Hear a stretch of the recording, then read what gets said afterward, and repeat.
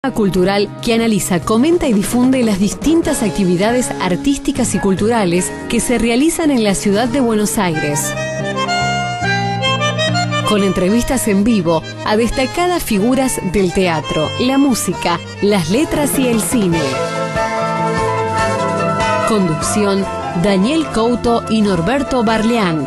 Con la colaboración especial de Elizabeth Luna Dávila. Jueves de 19 a 20 por la RZ. Comunicate al instante con la RZ. WhatsApp 11 6105 4846. WhatsApp la RZ. No tenemos límites ni fronteras. Llegamos directamente a donde queremos llegar. Llegamos a tus oídos. La RZ. Una radio del Grupo Sónica.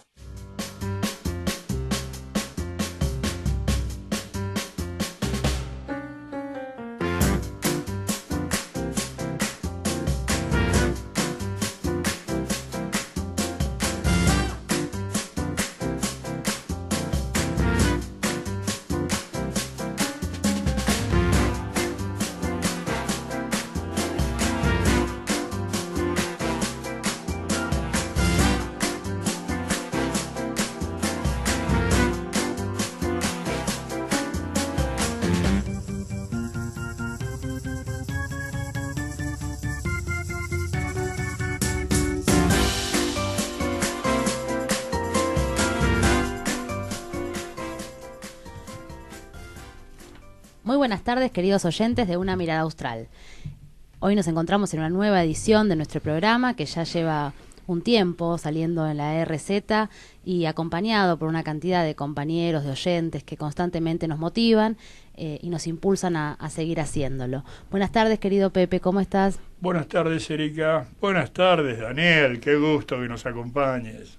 Así es, hoy nos visita Daniel Di Giacinti de la Fundación Villa Manuelita, un gran formador de cuadros de esta nueva generación, trabajando constantemente desde las publicaciones. Muchos de nosotros nos hemos formado gracias a ustedes, gracias a lo que han constantemente subido a YouTube.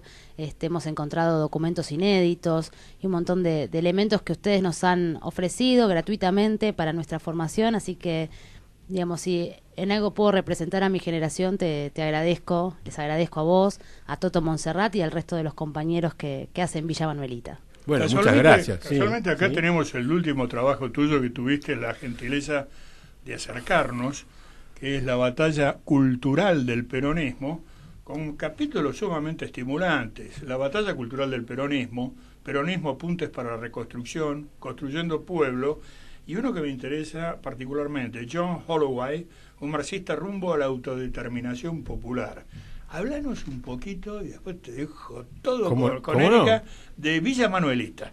Bueno, ¿Cómo surgió? ¿Qué consiste? En realidad Villa Manuelita surge como proyección de unos trabajos que yo edité en la época de hace mucho tiempo, con lo cual estoy poniendo en claro mi edad, pero bueno, unos fascículos que sacamos con la dirección de José María Rosa, allá en la época de Alfonsín, la historia de nuestro pueblo, un fascículo de historia, que era el compendio de su clásica historia de 13 tomos. Y al terminar, yo le propuse a Pepe seguir porque la historia de él terminaba el 17 de octubre. Entonces yo le propuse continuar, ya que teníamos armado el equipo de redacción, hasta la muerte de Perón.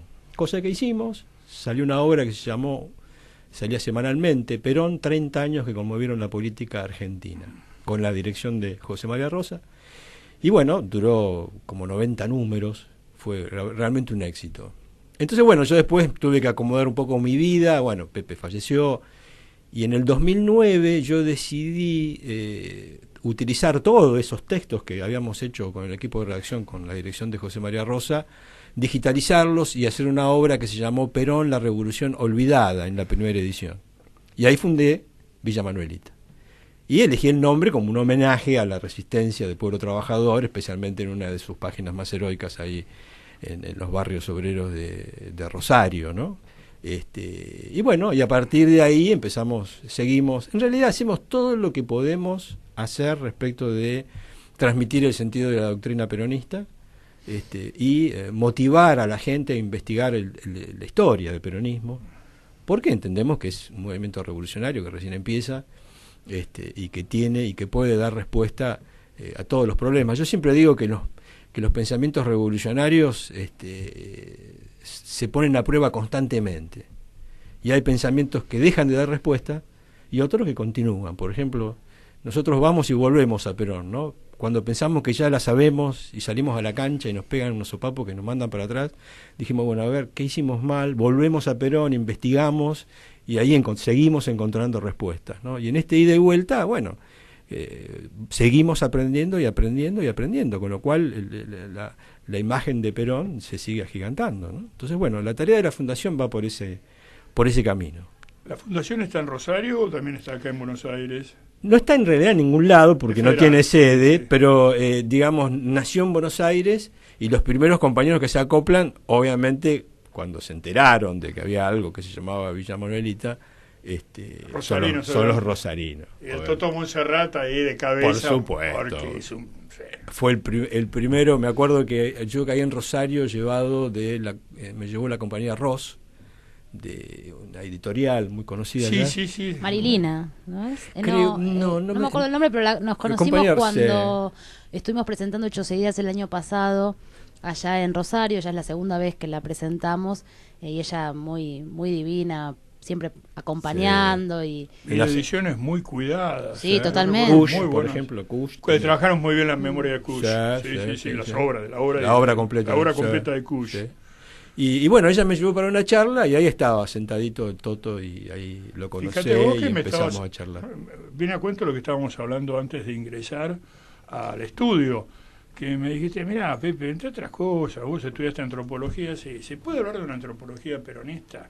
Bueno, es lo mismo que hablar de una filosofía peronista o una psicología peronista, complejo. Pero Rodolfo Kusch, siendo él de omnipresente ancestro alemán, es el primero que se plantea hacer una antropología propia y verla desde América. Él se fue a vivir a Tilcara, al norte profundo nuestro. Y creo que sí, en la figura de Kusch uno puede sintetizar un pensamiento absolutamente original de la antropología desde la periferia y desde esto que nosotros llamamos una mirada austral. Es decir, es un hombre que se plantea lo universal desde lo particular y específicamente desde el mundo andino. Él lo plantea desde el mundo andino. Aprovecho para mandarle un saludo, es Silvina Ross, acabo de chequear con mis contactos, así que le mandamos un saludo desde Una Mirada Austral por su gran trayectoria y su esfuerzo, ¿no? Por hacer editoriales en la periferia, ¿no? Con lo difícil que es. Sí, y competir con las grandes multinacionales del libro, ¿no? Me refiero, y aparte los títulos que edita, porque obviamente generalmente las editoriales se dedican a los libros de verano, para que el ferretero próspero tenga un divertimento en las playas de Cariló o de Pinamar, y que son generalmente brulotes políticos, ¿no? Autoayuda. O de autoayuda, o de Paulo Coelho, o se las llevaron todas, como afanaron los Kirchner, excavaciones en la Patagonia, no precisamente paleontológicas, sino el marihuana, el peticito ese con la palita, buscando bóvedas inexistentes, que parece la isla de la Tortuga, donde el capitán Grande entierra su tesoro mal habido. Bueno, justamente, los esfuerzos como este libro que vos acabas de traer, lo que está haciendo la compañera Ross y otros tantos que están a pulmón tratando de mantener la llama, porque los escritores, no digo ya nacionales, no digamos con cierto contenido, no tienen dónde publicar. Salvo que seas un escritor fetiche, que hayas hecho un nombre.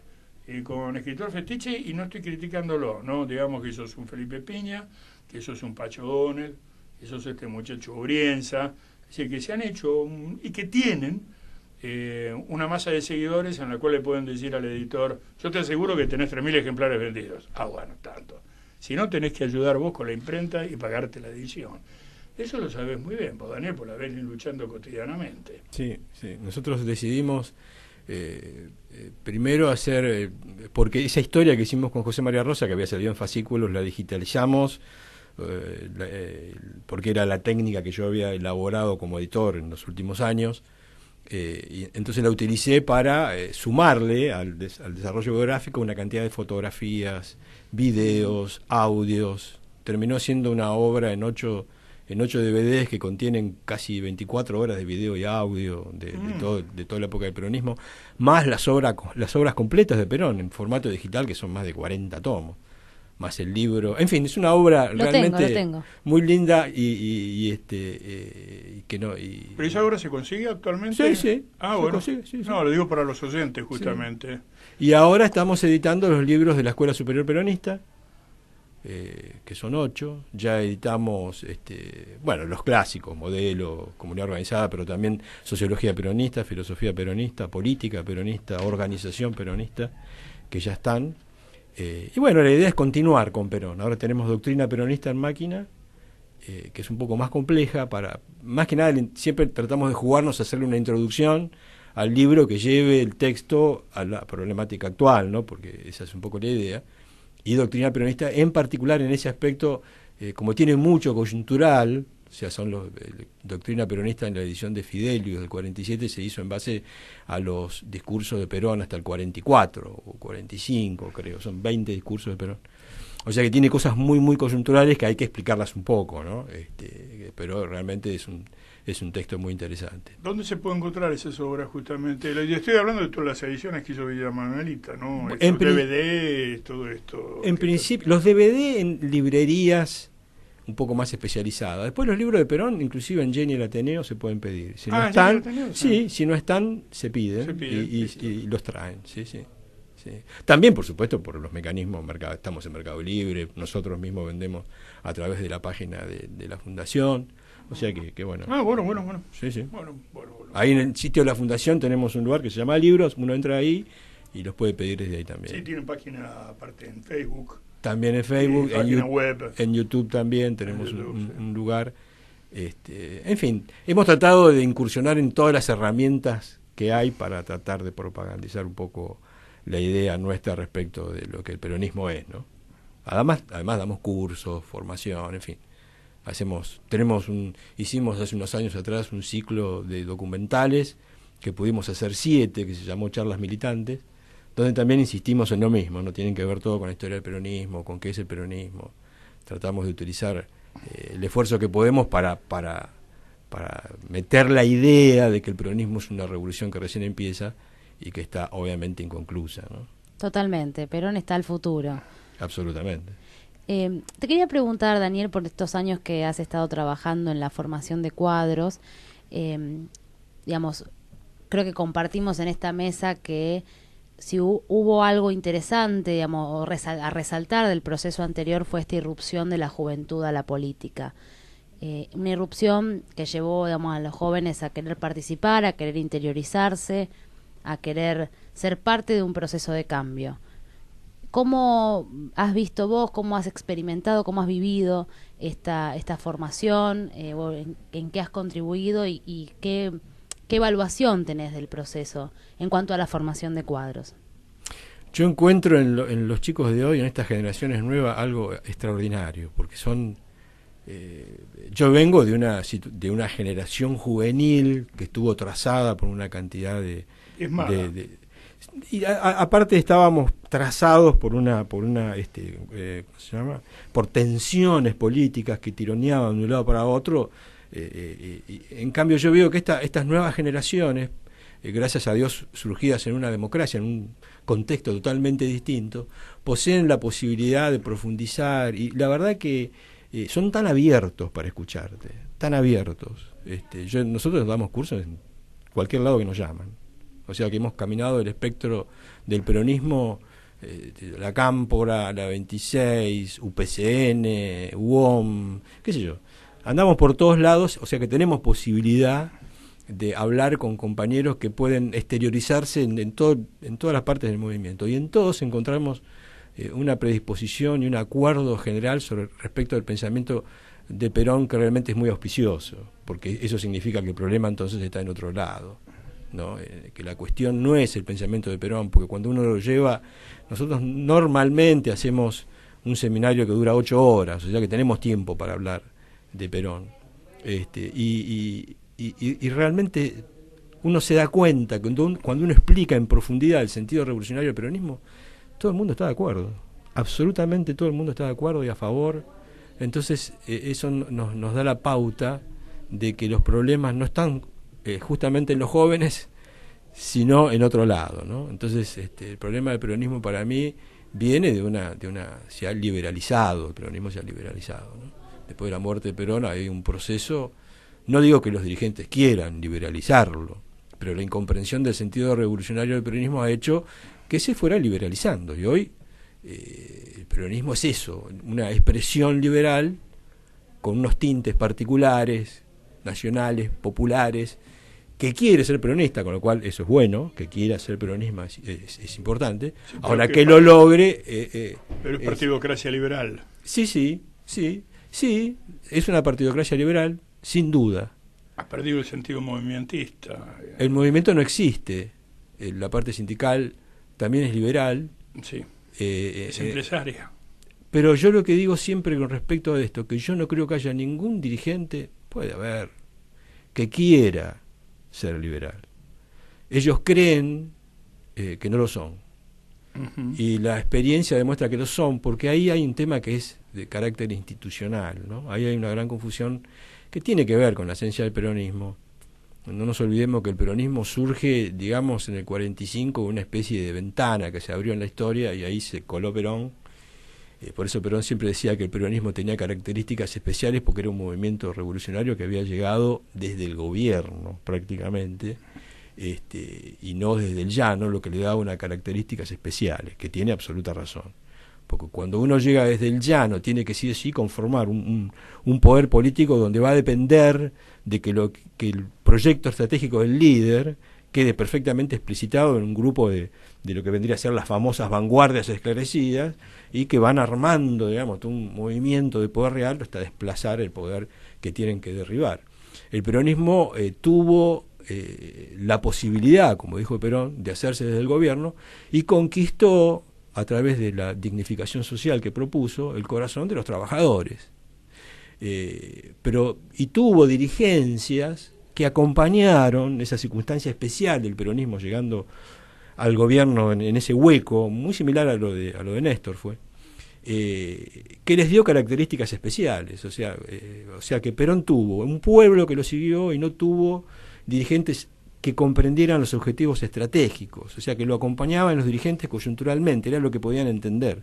Entonces siempre tuvo compañía Perón, pero por eso cada vez que había un giro en la historia, los dirigentes seguían de largo, Perón giraba y los dirigentes seguían de largo. Entonces siempre hubo necesidad de un 17 de octubre para corregir, digamos, esas incomprensiones. En realidad el 17 de octubre uno conoce más que nada lo de los enemigos, que hacen lo que tienen que hacer los enemigos, obviamente. Pero en realidad el 17 de octubre el principal problema de Perón lo tiene con sus compañeros, ¿no? Que el compañero no va a atacar a Perón, pero tiene una forma de atacarlo, que es dudar. Cuando el tipo duda, los enemigos pueden hacer lo que hacen, ¿no? Entonces, y yo siempre digo que este drama de la dirigencia, de la falta de una apreciación estratégica, lo dejó a Perón, porque no hubo para mí un 17 de octubre, porque crisis dirigenciales, para mí hubo como 4 episodios claves. El primero fue el 17 de octubre, sin duda.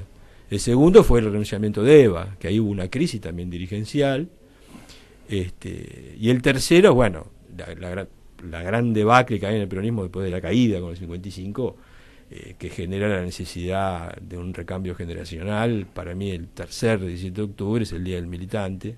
El 17 de noviembre. Claro. Y el cuarto, el 12 de junio, donde Perón tiene que salir ya muriéndose a corregir los últimos enfrentamientos que le daban las dirigencias de su movimiento. Y muere, para mí, sin haber conseguido lograr esa dirigencia estratégica que hubiera comprendido el sentido estratégico, lo que él quería hacer, porque las dirigencias, cuando entienden estratégicamente, institucionalizan. Esa es la labor. Es que es interesante cuando uno lee los últimos discursos de Perón, la última prédica de Perón, su insistencia respecto a la institucionalización del movimiento. Absolutamente. Algo que no fue para nada comprendido por ninguno de los sectores, digamos, y que hoy sufrimos esas consecuencias, ¿no? Porque Perón en lo que intenta expresar en el modelo es un ordenamiento de todas las fuerzas activas de la política.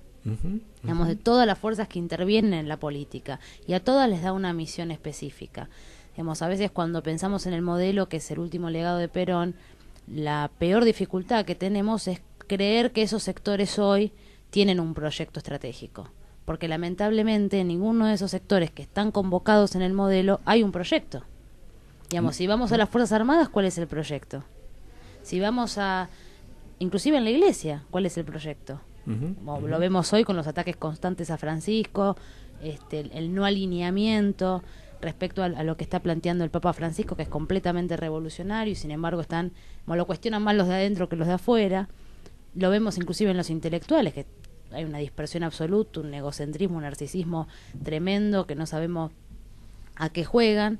Lo vemos en los trabajadores también, ¿no? Donde hay diferentes expresiones y donde desde luego está todo liberalizado o neoliberalizado, pero porque lamentablemente uno no puede escapar a las formas que da el sistema, ¿no?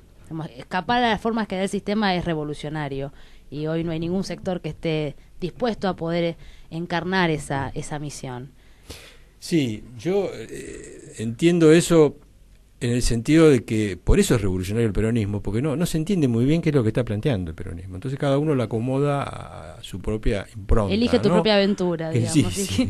Y ahí aparece, entonces ahí aparecen, y es gracioso, ¿no? Porque lo van acomodando y después se pelean entre ellos, y entonces suponen que el peronismo tiene problema. No, el peronismo no tiene problema. El que tiene problema son las distintas interpretaciones de que del peronismo se hacen. Pero en general, en realidad, la base fundamental para mí es que es no haber entendido lo que es la propuesta autodeterminante de Perón, que tiene que ver, yo siempre tengo la figura del fin de las ideologías de Fukuyama. Sí. Bueno, pero el primero que anunció el fin de las ideologías fue Perón. Hay una famosa frase de Perón que dice, llegamos al fin de las ideologías, y dice, Marx es la Z de las ideologías, lo que viene es otra cosa, es distinto. Entonces habla Perón de la necesidad de construir una identidad ideológica, porque también hablamos de una ideología, ¿no? La comunidad es nuestra ideología. Entonces ya ahí se empieza a complicar la discusión. Pero Perón habla de identidad ideológica. En el modelo habla de proceso ideológico.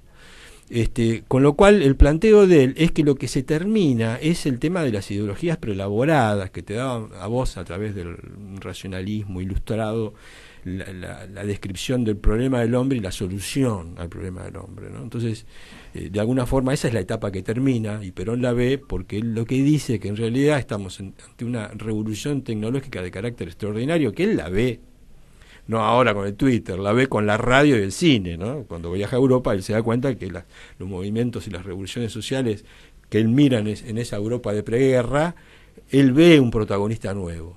Y ese protagonista nuevo lo ve producto de esta enorme revolución tecnológica, y empieza a hablar de que la política, en el futuro, lo que va a cambiar es justamente su ordenamiento institucional para lograr su identidad. Esa nueva identidad no puede ser preelaborada, no puede ser impuesta, ni por un filósofo, ni por un ideólogo. Lo que tenemos que hacer es organizar la comunidad para que encuentre, para ordenar la creatividad comunitaria y que vaya definiendo esa identidad ideológica. Con lo cual estamos ante una nueva era que nos rompe todos los esquemas que uno tiene en la cabeza, porque somos producto del racionalismo. Entonces nosotros, cuando nos hablan de política, ¿no?, estamos hablando de un programa político, estamos hablando de una interpretación política, necesitamos una etiqueta, necesitamos algo, ¿no?, para identificarnos, y Perón te dice, no, esa etapa terminó. Por eso lo que él propone, esto es interesante, él habla de la traducción política de las doctrinas. Entonces él arranca con su proceso de transformación allá por el 43, y ahí por el 47, después de varios años, ¿no?, que ya tiene una experiencia concreta en su lucha anticolonialista, dice, bueno, a mí me parece, en función de lo que hemos hecho hasta ahora, que hay como una serie de principios que motorizan nuestras acciones cuando salimos a querer liberar la patria.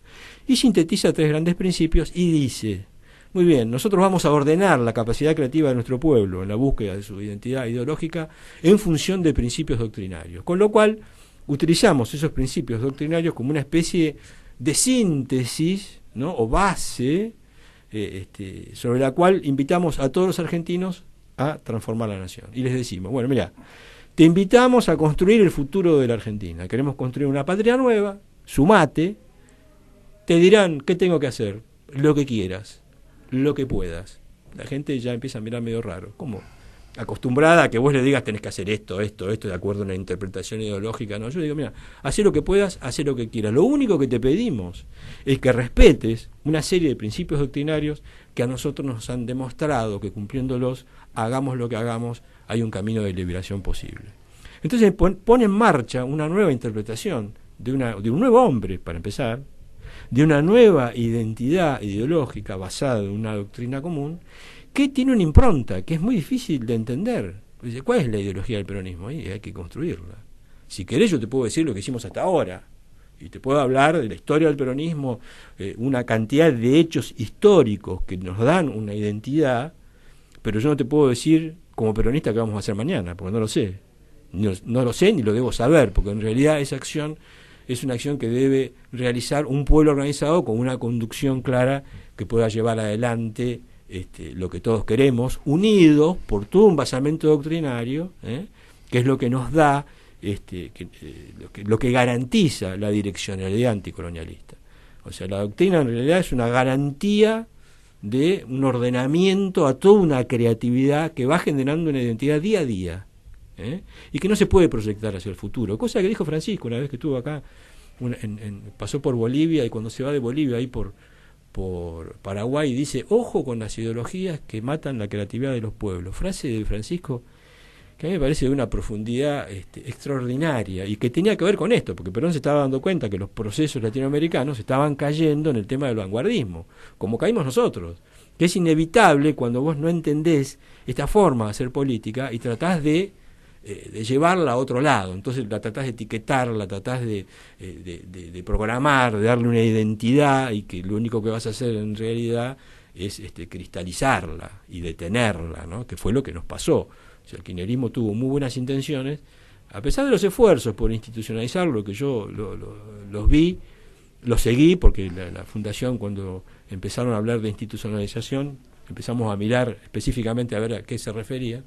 Y bueno, que fracasaron porque no se entiende todavía el sentido revolucionario de la doctrina. Entonces, al no entenderse eso, es muy difícil producir una institucionalización. Si vos no entendés el motor, después no podés darle un fundamento institucional. Por eso el peronismo terminó con las instituciones del liberalismo, no las pudo sobrepasar, pese a los intentos de Perón, que en 2 oportunidades siempre lo hizo. El Perón siempre tiraba para adelante, pero en 2 oportunidades claras, la última fue el modelo y la otra, la previa, fue el lanzamiento del segundo plan quinquenal. Él promueve en concreto la necesidad de esas institucionalizaciones y un poco que dice cuáles son y cuáles deben ser, ¿no?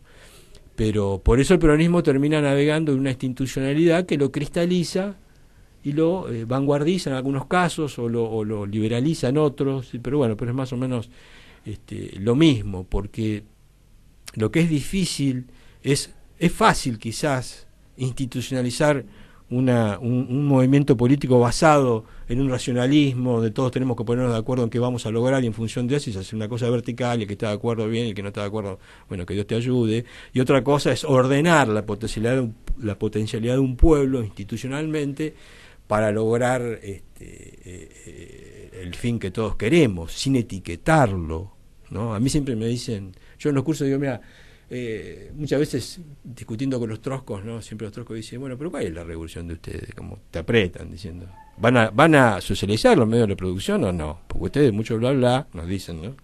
A los peronistas. Y yo, para chicañarle un poco, lo que hacía en la época de Cristina Néstor, sacaba la tarjeta SUBE. ¿Sabés cuál es nuestra revolución? Esto. O sea, lo bajaba, ¿no? de esa preelaboración, porque el peronismo en realidad, su revolución son hechos concretos. Hechos concretos que van sumándose, y son nada más que eso, ni siquiera se pueden proyectar al futuro. Hacia atrás sí, porque son una serie de hechos que tienen una potencia. Uno habla de las obras que hizo Perón en sus primeros 2 gobiernos, o en el corto lapso de los 9 meses, y es una cosa impresionante. Bueno, esa es nuestra identidad. Sí, yo creo, Dani, agrego a esto que vos decís de las obras, me parece que lo más interesante, o lo que podemos rescatar de la experiencia peronista, es una conducta, es una forma de hacer las cosas. Pues podemos fundar un montón de hospitales y de escuelas, que todos estamos de acuerdo que eso es necesario. De hecho, los hospitales más importantes de la Argentina fueron creados en los años 50. Y eso es bueno, Uno no puede estar en contra de eso, pero me parece que en lo que hemos errado, y siempre lo digo con mucha humildad, porque hay mucho esfuerzo puesto en ese proceso, en estos últimos años que podemos decir el último gobierno peronista, ha sido en la forma de hacer las cosas. Y por lo que hoy nos están cobrando es por la forma. Totalmente. Y la gran dificultad que tiene la militancia política hoy es la forma. Creo que lo que no hemos evaluado, no hemos aprendido, más allá de conocer el plan quinquenal o conocer el modelo, es cómo se organizaban las personas, es cómo se organizaba el pueblo para llevar a cabo la revolución justicialista. Las unidades básicas no eran localcitos, kiosquitos que después veíamos cuánta gente juntábamos para una lista. Eran lugares donde, por ejemplo, las mujeres hacían juguetes para el hogar Escuela Evita. Los sindicatos no eran solamente lugares donde te defendían si te echaban del laburo o te daban una ayuda en términos de salud. No, era un lugar donde se planificaba viviendas, se planificaba la ayuda mutua, destinaba parte del presupuesto a colaborar con la Fundación Evita. Había una integralidad, estaba todo integrado, estaba engarzada todas las voluntades, y eso es lo que hace la potencia. Sí, yo comparto, sí, habría que ponerlo en términos históricos para entender bien ese proceso. Yo creo que fue la época de oro del peronismo, Totalmente. donde el peronismo avanzó generando una nueva institucionalidad que le dio una mística revolucionaria extraordinaria. Podemos hablar en una etapa que termina, podríamos decir que empieza a terminarse con la muerte de Eva. Con la muerte de Eva, por una de esas trágicas casualidades de la historia, ¿no? Pero, ¿por qué digo esto? Porque, digamos, el planteo de Perón es de que esta participación política nueva se basa en función de poner en marcha la acción solidaria del hombre. Sacarlo, por eso dice Perón, lo que logró la revolución justicialista es el despertar de la conciencia social. El despertar de la conciencia social, sacándolo del la compartimentación individualista que le dice: vos quédate tranquilo, que solo podés, que solo vas a hacer todo y te garantiza las garantías individuales, bueno, todo el verso del liberalismo. Entonces Perón dice que no, que el gran avance de la revolución justicialista logrado es haber despertado la conciencia social de los trabajadores allá en la Secretaría de Trabajo y Previsión. Después, dice Perón, ese despertar de la conciencia social se empieza a traducir, se avanza en forma correcta con una construcción institucional. Cuando esa despertar de la conciencia social se hace solidaridad social, que es el primer escalón, esa necesidad empieza a construir institucionalidad. Por eso el peronismo, que arranca con 300.000 afiliados en 3 CGT divididas, termina en el 55 con 5 millones de afiliados, una gran CGT sin federación, o sea, ordenadas, que no fue una cosa sencilla. Lo mismo con el Partido Justicialista, el Partido Femenino y demás. Sin embargo, esto también hay que decirlo, en el año 55, con el ataque de los enemigos del movimiento, no hubo una huelga general. Entonces, ¿qué pasó? Algo pasó. Algo pasó en el sentido de que es la etapa de oro porque es la etapa donde vas construyendo algo nuevo. Entonces era una mística extraordinaria que termina, podríamos decir, ahí por esta crisis que te decía del segundo 17 de octubre, que fue el Cabildo Abierto. Digamos que hasta el Cabildo Abierto es la época de oro de la construcción institucional del peronismo. Es todo pum para arriba, toda mística. Y ahí se empieza a burocratizar. ¿Cuándo se empieza a burocratizar? Esto es lo que me parece que es importante analizar. Perón decía que las solidaridades, que el motor de la institucionalidad peronista es la solidaridad. Nosotros nos ordenamos para ser solidarios con el resto de la comunidad. En el caso de los trabajadores, junto con sus trabajadores en la defensa de la patronal, ¿no? de la explotación del capitalismo. Ahora, como nosotros somos una nación, somos atacados como nación, y nos pensamos como desde un hogar que es la nación, desarrollar una solidaridad social no resuelve el problema. Lo que necesitamos es continuar ese marco. Entonces dice Perón, por eso Perón, cuando larga el segundo plan quinquenal, anuncia el siguiente escalón. La solidaridad social es el primero, el segundo es la solidaridad nacional. Y hay otros, como la continental, universal, que vienen mucho después. Pero el objetivo del peronismo es la primera, la unidad nacional. El objetivo del peronismo, del justicialismo como movimiento, es la felicidad del pueblo, la grandeza de la patria, la unidad nacional. Si nosotros no logramos la unidad nacional, significa que no logramos vencer la institucionalidad liberal. ¿Por qué? Porque la institucionalidad liberal, si vos no te organizás, mejor solo, suelto en tu casa, ahí. Ahora, si vos te decidís organizar, bueno, está bien, organizate. Ahora, te va a poner una segunda barrera, que es organizate para decidir solamente tus temas sectoriales. Entonces los trabajadores dicen, bueno, está bien, ustedes organícense, pero solamente pueden discutir el tema del salario. Perón, que se da cuenta de esta situación, ahí en el 52 dice, bueno, yo necesito ahora que las organizaciones libres del pueblo se organicen para empezar a participar de la acción de gobierno, que es lo que repite en el modelo. Es el gran lanzamiento. En el modelo está más claro todavía. Pero ambos momentos históricos se plantean lo mismo. ¿Qué es eso? Es simplemente seguir el desarrollo de esa solidaridad creciente para que no se detenga, llevando al ámbito de la solidaridad nacional. ¿Qué significa esto? Que vos no vas a pensar como trabajador de tu gremio, sino que vas a pensar como trabajador de tu gremio en una nación en su conjunto, porque en realidad el problema de la nación no es el problema de tu gremio, es el problema de la nación, donde está tu gremio.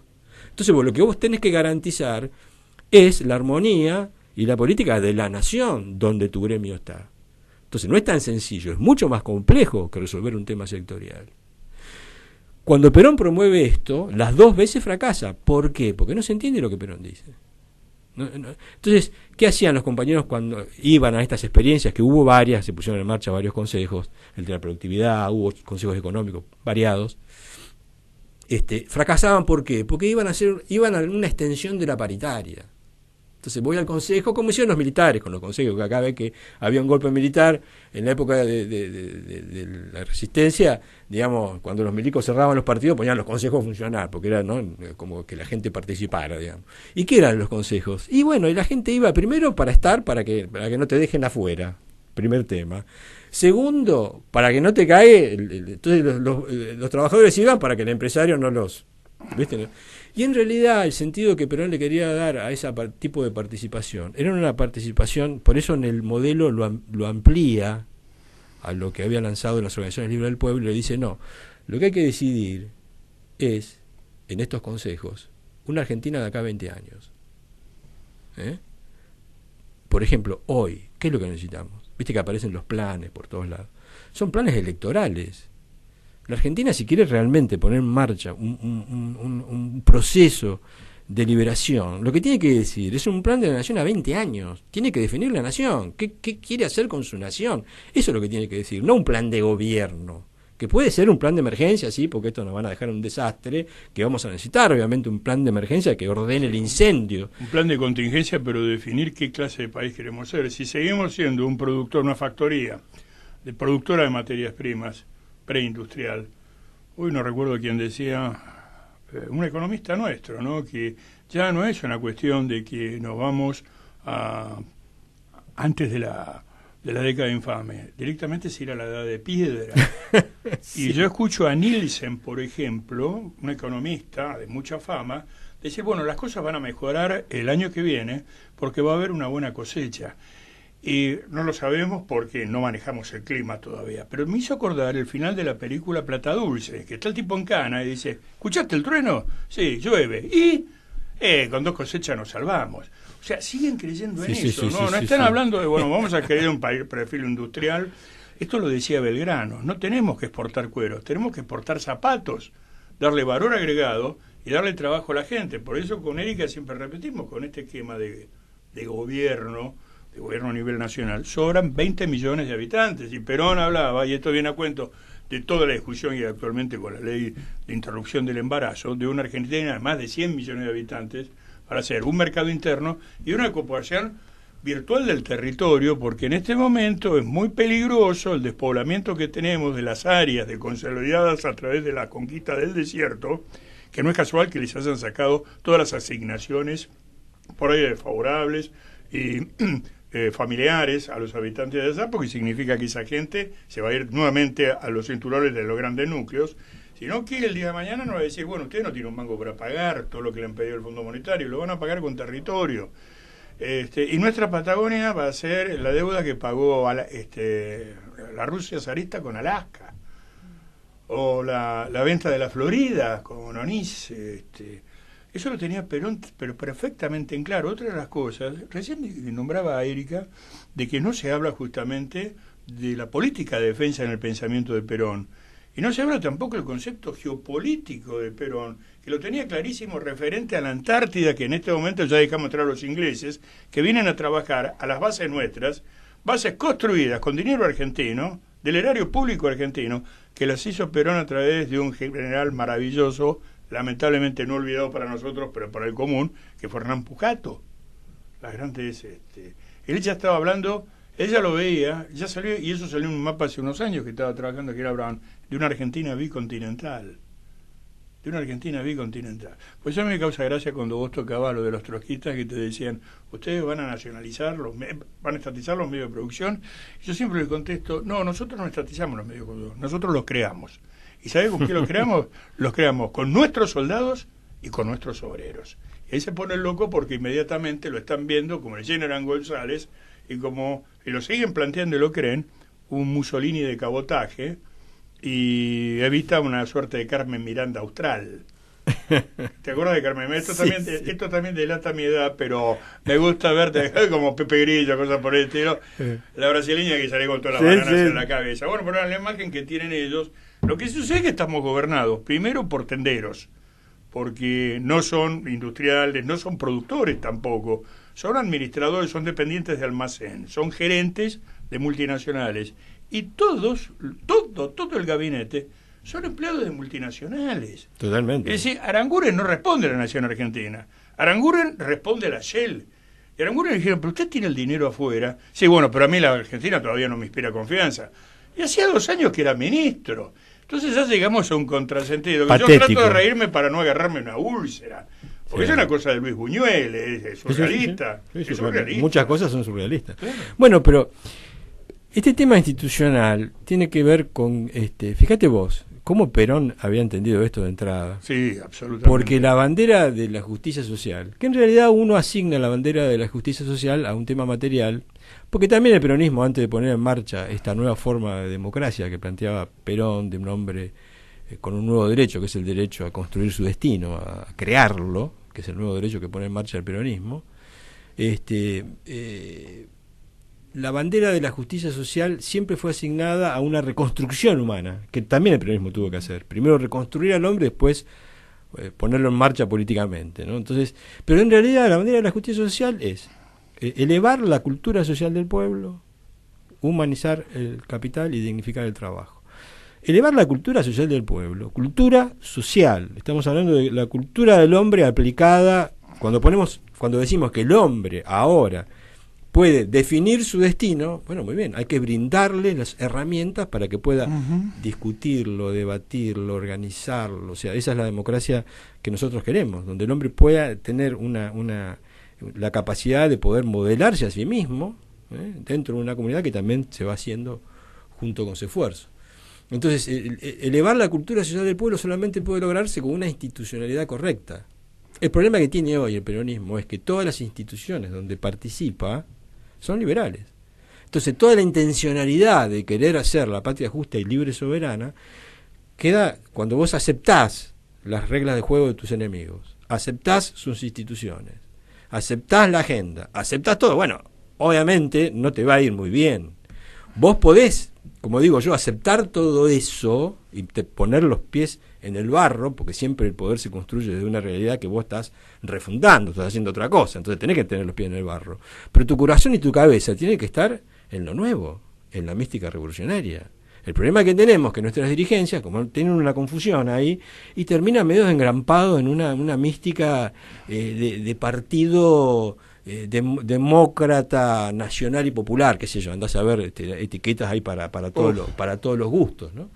Entonces la pregunta es, el problema sigue siendo eso. Entonces podemos, porque aparte el peronismo es la primera vez que tiene que enfrentar un enemigo, porque el primer peronismo enfrentó el fraude electoral.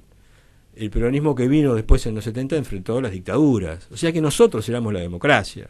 Nosotros cuando llegamos éramos la democracia, nosotros. Entonces por primera vez nos han vencido en democracia. Con lo cual hay una figura que es nueva. Realmente nosotros tenemos que empezar a hablar que hay dos democracias y caracterizarlas específicamente para que se entienda. Mira, hay una democracia que es real, es legal, pero es colonial. Y tenés una democracia que sale de esa misma formalidad que nos puede liberar. Y empezar a hablar, porque además ahí empieza a verse cuáles son las herramientas que el peronismo tiene justamente para poner esto en marcha. Y vamos a poder entender, cuando Perón habla de la cultura, es este proceso de solidaridades crecientes.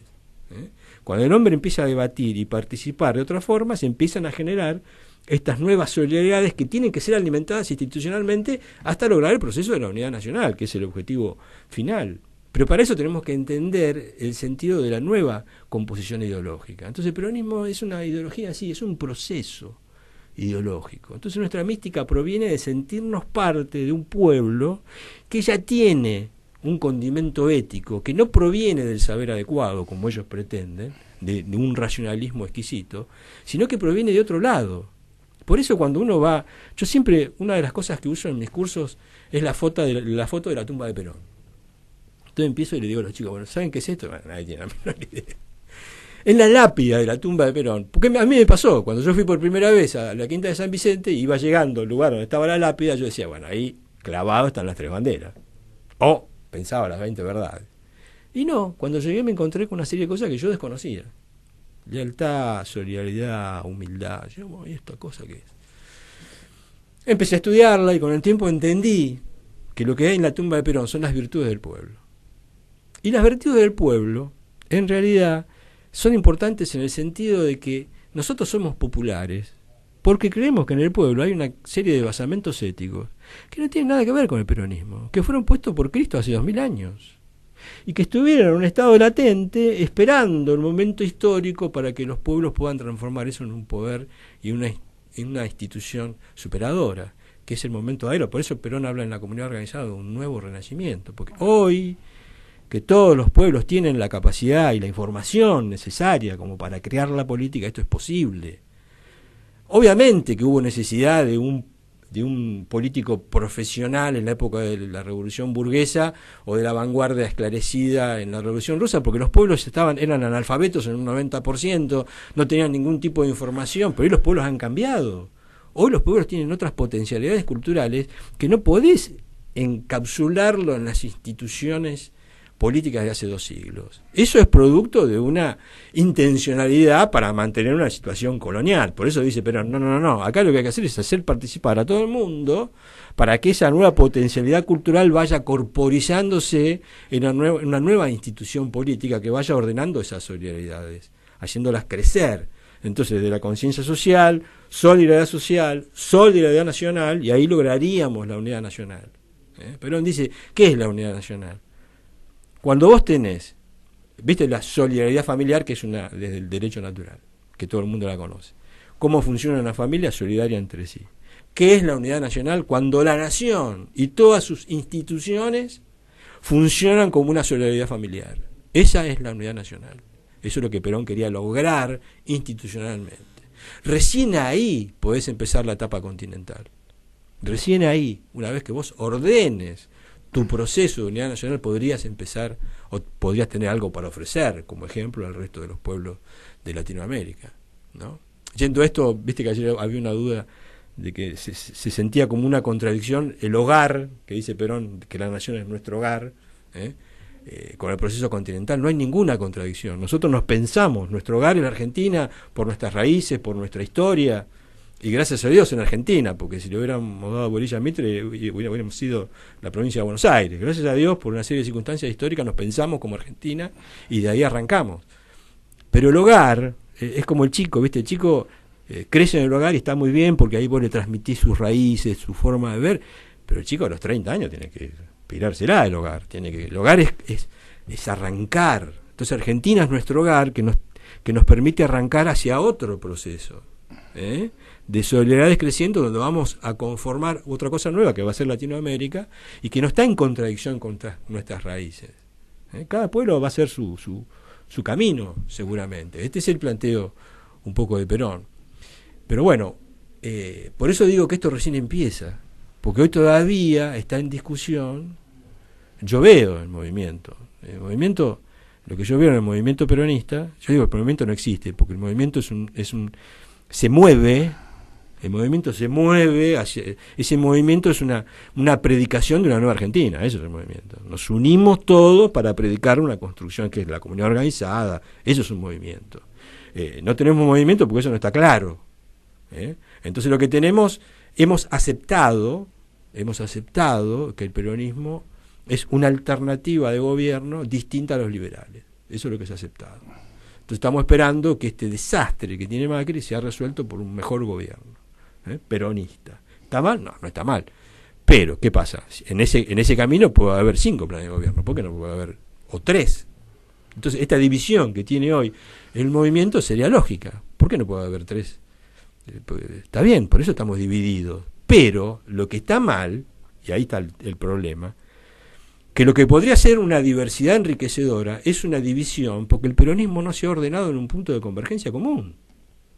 Entonces, ¿cuál es el problema? Cuando vos tenés a 3 partes del movimiento en una bandeja, y en la misma bandeja está Macri y Stolbizer, ahí estamos en un problema. Entonces, acá lo que hay que ponerse en marcha es decir, no, mira, todos los peronistas en teoría, que podemos tener nuestras diferencias, nuestras alternativas, tenemos un punto de convergencia, que es esto, la comunidad organizada, todo lo que estamos hablando. Entonces, por eso decía Perón, una diversidad con un punto de convergencia es correcta, porque a medida que vos vas avanzando, te vas uniendo cada día más. Ahora, si vos no tenés punto de convergencia, la pirámide se invierte, dice Perón. Entonces, esa diversidad empieza a provocar un proceso de disociación, que es lo que el peronismo tiene hoy. Hoy el peronismo está disociado porque le falta el punto de convergencia, le falta definirse qué es el peronismo. Y yo creo que hay razones históricas para eso, porque yo siempre hablo de una ilusión orgánica en el peronismo. Porque en realidad Perón, en sus primeros 2 gobiernos, pasa de un Estado, de una forma de gobierno oligárquica, minúscula, porque era una colonia, al ser una colonia británica, el Estado estaba asociado a esa función.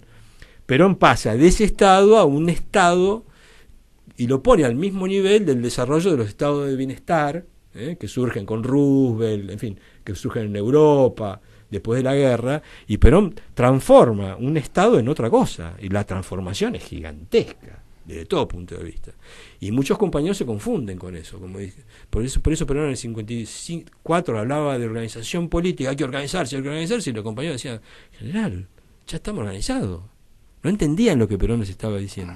Sí, y ahí un poco como que se genera esa confusión que todavía hoy persiste. Hoy todavía se cree que el peronismo es una especie de movimiento keynesiano, ¿no? Que navega dentro de la institucionalidad liberal, pero con otros condimentos que lo hacen liberador, ¿no? Y nada puede subsistir en la funcionalidad liberal. Estamos llegando al final del programa. Pepe, te quería pedir una reflexión final, si tenés ganas. Ofrecernos unas palabras. No, la verdad que estoy apabullado justamente por esta, no solamente lección, sino síntesis de lo que es toda la praxis, y pues el peronismo es eso fundamentalmente, no es tanto teoría, sino que es praxis.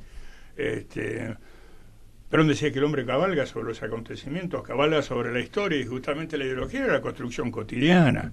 Y de la nada, porque había agarrado un país en el que hasta los alfileres la teníamos que importar. Un país al que estamos apuntando en este momento, que quizás con un poquito más de tecnología de la siembra directa y de tractores, pero no se fabrica absolutamente nada. La fábrica militar de aviones salió rastrojero, y los impresionantes proyectos tecnológicos que teníamos, ya hablábamos de hacer un ala delta en base al Horten.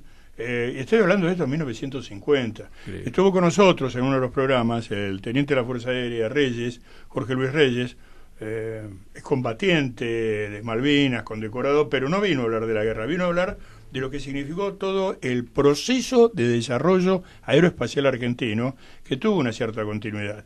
Vos estabas hablando justamente de la necesidad de plantearse políticas a 20, 30 años. Y justamente cuando se plantearon políticas de Estado con cierta continuidad, se dieron éxitos como es actualmente, por más que lo quisieron destruir bastante, el plan nuclear. O el hecho de colocar, está temblequeando en este momento, pero el ARSAT, la fabricación de satélites, con tecnología absolutamente propia. ¿Y los cohetes? O los radares. Y De Punta bueno, Indio. los vectores directamente el Cóndor lo destruyeron, pero estábamos llegando a hacer el tronador, que se estaba haciendo en la base de, no de Punta Indio, sino en la zona de Pipinas, por esa zona. Y ahora no sé en qué está, creo que se abandonó, porque las directivas vienen de la visita al jefe del Pentágono. Hace un par de días lo recibe el ministro de Defensa, Watt, y le dice directamente: esta es la senda que nunca tuvimos que abandonar. Él estaba mostrándose, por favor, usted tiene que ver otros países del mundo. Bueno, compare cuál es el mejor felpudo. El mejor felpudo soy yo con la República Argentina. Eso es limpiarse las narices, por no decir otra excusa del cuerpo humano, con los 649 caídos en Malvinas. Y eso es renunciar explícitamente a la soberanía. Ahora, si la propuesta que vamos a hacer nosotros para defender el litio, que ya Evo Morales lo estatizó inmediatamente y lo va a explotar con compañías nacionales, inmediatamente Macri se la entrega a una compañía norteamericana. Dice, son las inversiones, ¿no? ¿Qué es lo que van a invertir? Si el litio es mío, lo vienen a sacar. Es una economía extractiva de capitalismo mercantilista al mejor estilo del siglo XVI en las minas del Potosí. Es decir, no han inventado absolutamente nada. O un genio de la economía que dice, nos salvamos con una cosecha. Estos tipos no pueden administrar un kiosco porque lo quiebran. No son ni para dependientes de almacén. A todo esto me estaba acordando de Coto, ¿no? ¿Qué pasó con el arsenal que le encontraron a Coto, el arsenal de guerra? Pues esas cosas no pasan, después nos vienen con fotocopias, ¿no? Pero lo importante, claro, estamos con la fotocopia y pasan los elefantes delante del bazar. Bueno, volver a plantearnos justamente, y otra de las cuestiones, ¿no? ¿Cómo vamos a defender el acuífero guaraní, Vaca Muerta y todo esto? Bueno, con el feminismo, con la política de género, con lo inclusivo y con el pañuelito verde. Discusiones que se tienen que dar, pero no puede ser que sean la contradicción principal, tiene que ser la contradicción secundaria. Estoy utilizando la terminología de mis amigos progres, porque la unidad, bueno, el enemigo ya lo tenemos definido, entonces que venga cualquiera, no, tampoco puede ser una toldería. Estamos de acuerdo con la unidad, el peronismo siempre fue frentista, es interesante ver cómo surge el peronismo el 17 de octubre, cuando don Vicente Solano Lima dice, pero usted a vejez Viruela se hizo peronista, jamás fue peronista. El general siempre fue conservador. Cuidado, que más allá de la humorada, algo de verdad había. Pero nosotros teníamos socialistas, anarquistas y conservadores. No hay problema, pero estaba Perón. Entonces, ¿vamos a la unidad? Sí, pero la unidad en base a la doctrina. Y no cualquier aventurero que no arrastra 2 votos, y no voy a dar nombres, nos venga a marcar la agenda. Muchas gracias, Daniel, por participar de nuestro programa y nos estamos escuchando el próximo jueves en Una Mirada Austral. Gracias. Gracias a vos. Gracias.